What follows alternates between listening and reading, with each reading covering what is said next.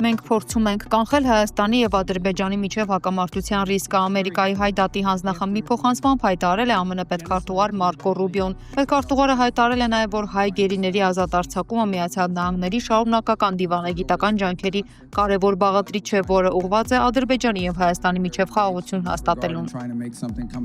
Մեր հիմնական ուշադրությունը կենտրոնացած է եղել Ադրբեջանի եւ Հայաստանի միջև խաղաղություն հաստատելու ուղղությամբ աշխատելուն։ Վաշինգտոնը ստիպված է գործ ունենալ երկրների հետ, որոնք շատ դեպքերում չունեն իդեալական մոդել։ Այնուամենայնիվ ԱՄՆ-ն նրանց հետ շփվում է ազգային շահերից ելնելով, միաժամանակ ձգտելով հավասարակշռել դրանք դիվանագիտության հետ։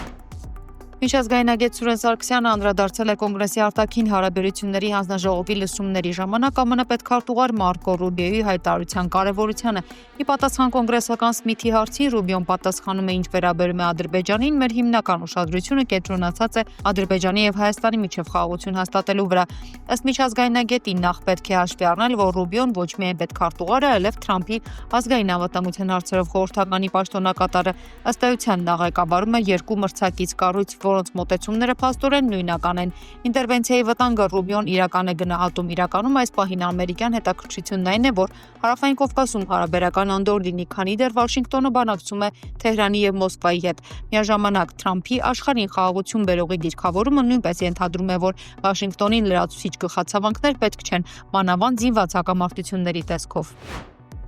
Այս օրերին Թուրքիայում վերադարձ Արևմտյան Ադրբեջան որպես մարդու իրավունքների գերակայության կարևոր պայման թեմայով բավականին ներկայացուցչական միջազգային կոնֆերանս է ընթանում, որի շրջանակներում Հայաստանի տարածքային ամբողջականության դեմ բազմաթիվ ելույթներ են հնչել։ Ադրբեջանի նախագահն իր ելույթում մասնավորապես նշել է, որ արևմտյան ադրբեջանցիների իրենց նախնիների հողեր անվտանգ, արժանապատիվ եւ խաղաղ վերադարձի ապահովումը կարևոր պայման է տարածաշրջանում մարդու իրավունքների պաշտպանության եւ խաղաղության համար։ Ավելին Ալիևը նշել է, որ Հայաստանը պետք է հստակ արտահայտի իր դիրքորոշում այն մասին, թե երբ եւ ինչ պայմաններում արևմտյան ադրբեջանցիները կկարողանան վերադառնալ իրենց նախնիների հողեր։ Վերջինիս խոսքերով Ադրբեջանն ակնկալում է, որ այս հարցը քննարկելու նպատակով Հայաստանի ղեկավարությունը կընդունի համայնքի ներկայացուցիչներին։ Թուրքիայում հնչեցված ելույթներում անթակույց ձևով տարածքային պահանջներ են ներկայացվել Հայաստանի դեմ, իսկ Սյունիքի մասին խոսքն այնպես է շրջանառվում, կարծես դա ակնհայտ փաստ է, իսկ դրա հարցի լուծումը ժամանակի հարց։ Ահա այն ամենն, ինչ պետք է իմանալ Հայաստան-Ադրբեջան, Հայաստան-Թուրքիա հարաբերությունների բովանդակության եւ քննարկվող օրակարգի մասին, արձագանքել է ազգային ժողովում պատիվ ունեմ խմբակցության քարտուղար Տիգրան Աբրահամյանը։ Հայաստանի արտաքին գործերի նախարարության մամուլի խոսնակ Անի Բադալյանն անդրադարձել է Ադրբեջանի նախագահ Ալիևի կողմից հերթական անգամ հնչեցված այսպես կոչված արևմտյան Ադրբեջան կեղծ թեզին։ Հայաստանի Հանրապետության տարածքում արևմտյան Ադրբեջան չկա, արևմտյան Ադրբեջանն Ադրբեջանի Հանրապետության արևմտյան շրջաններն են։ Հայկական կողմը նախկինում էլ բազմիցս արձագանքել է Ադրբեջանի այս խոսույթին, շեշտելով, որ ադրբեջանական կողմի նման հայտարարությունները դիտվում են որպես տարածքային պահանջ Հայաստանի նկատմամբ։ Վարչապետ Նիկոլ Փաշինյանն ընդունել է Ռուսաստանի Դաշնության արտաքին գործերի նախարար Սերգեյ Լավրովի գլխավորած պատվիրակությանը ողջունելով հյուրերին, վարչապետը անդրադարձել է Հայաստան-Ռուսաստան հարաբերությունների ներկա ընթացքին։ Սերգեյ Լավրովը շնորհակալություն է հայտնել ընդունելության համար, ընդգծելով Ռուսաստանի պատրաստակամությունը զարգացնելու հարաբերությունները Հայաստանի հետ։ Հանդիպման ընթացքում զրուցակիցները քննարկել են Հայաստան-Ռուսաստան երկկողմորակարգին, գիտամաշրջանակում փոխգործակցությանը, նաև տարածաշրջանային եւ միջազգային անվտանգությանը վերաբերող հարցեր։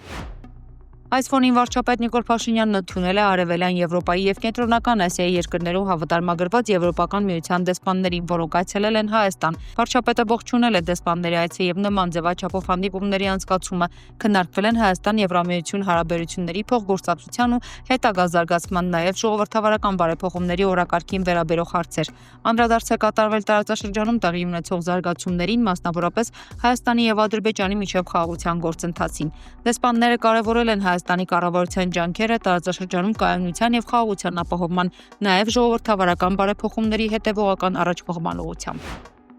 Վարչապետ Նիկոլ Փաշինյանն ընդունել է պաշտոնական այցով Հայաստանի Հանրապետություն ժամանած Իրանի Իսլամական Հանրապետության պաշտպանության եւ զինված ուժերի աջակցման նախարար բրիգադի գեներալ Ազիզ Նասիրզադեի գլխավորած պատվիրակությանը։ Վարչապետը գոհունակությամբ ընդգծել է, որ Հայաստան-Իրան հարաբերությունները զարգանում են բարձր տեմպերով, ինչը հիմնված է երկկողմ բնական շահերի վրա։ Փաշինյանը համագործակցության ընդլայնման ու խորացման գործում շեշտել է երկու երկրների իշխանությունների քաղաքական կամքը։ Վարչապետը կարևորել է առկա հնարավորությունների լիարժեք իրացումն ու այդ ուղղությամբ հետևողական քայլերի իրականացումը։ Ազիզ Նասիրզադեն վարչապետ Փաշինյանին է փոխանցել Իրանի նախագահ Մասուդ Փեզեշքյանի ջերմ ողջույնները եւ նշել, որ Իրանը շահագրգիռ է զարգացնելու բազմակողմ համագործակցությունը Հայաստանի հետ։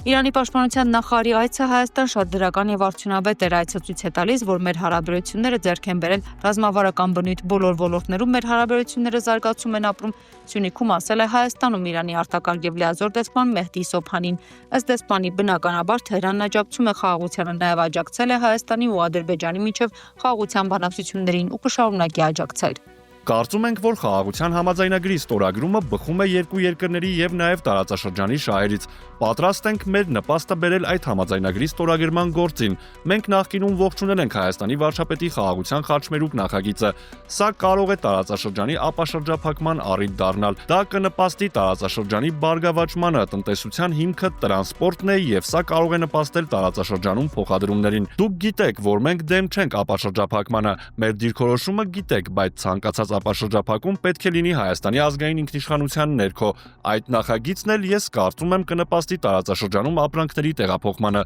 Բոլորը պետք է ողջունեն խաղաղության համաձայնագիրը։ Հայաստանի կառավարությունն իր այսօրվա նիստում բացասական եզրակացություն տվեց Հայաստան խմբակցությանն առաջարկած Հայաստանի քրեական օրենսգրքի փոփոխությունների նախագծին, որով առաջարկվում էր քրեականացնել Հայոց ցեղասպանության ժխտումը։ Դեռ ապրիլի 22-ին ազգային ժողովում Հայաստան խմբակցության քարտուղար Արծվիկ Մինասյանը հայտարարել էր, որ Հայոց ցեղասպանության 110-րդ տարելիցին ընթരാճ իրենց խմբակցությունը շրջանառության մեջ է դրել Հայոց ցեղասպանության ուրացման դեպքում քրեական պատասխանատվություն նախատեսող օրինագիծ։ Այս հարցը բուռն քննարկման եւ վիճաբանությունների առիթ դարձավ ազգային ժողովի նիստերի դահլիճում։ Օրենսդրական փոփոխություններով խմբակցությունն առաջարկում է սահմանել տուգանք նվազագույն աշխատավարձի 100 ապատիկից 300 ապատիկի չափով կամ հանրային աշխատանքներով 150-ից 250 ժամ տևողությամբ կամ ազատության սահմանափակման 1 ամսից մինչև 4 տարի ժամկետով։ Կառավարությունից նշել են, որ նախագծով առաջարկվող փոփոխությունների նպատակահարմարությունը բացակայում է։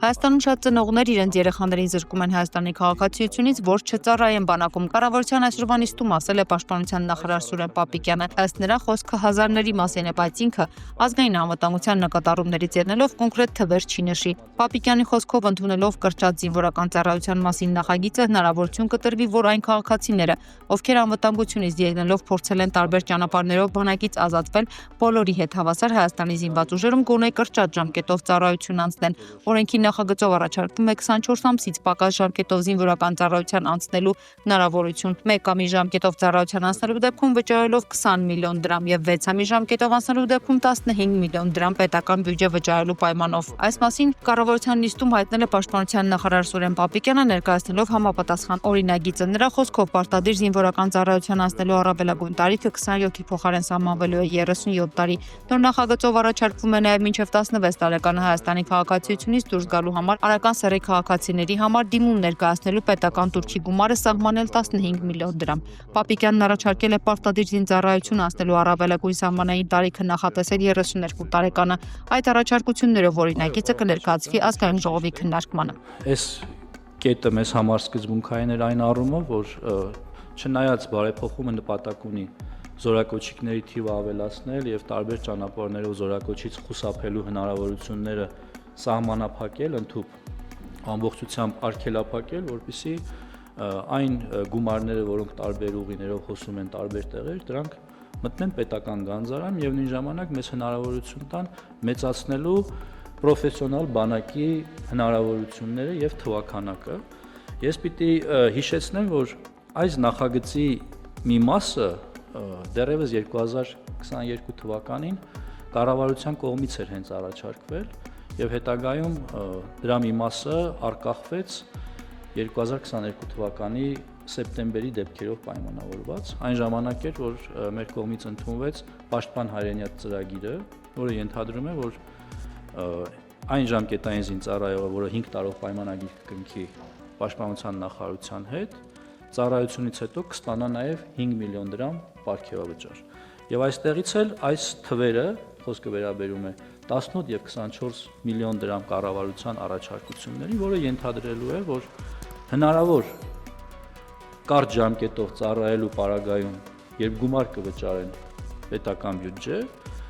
դրա միջոցով մենք կարողանանք 5 տարի շարունակ երկու պայմանագրային զինծառայողի եւ աշխատավարձ վճարել եւ նաեւ վճարել այն 5 միլիոն դրամ պարգևավճար, որը ստանձնել է կառավարությունը։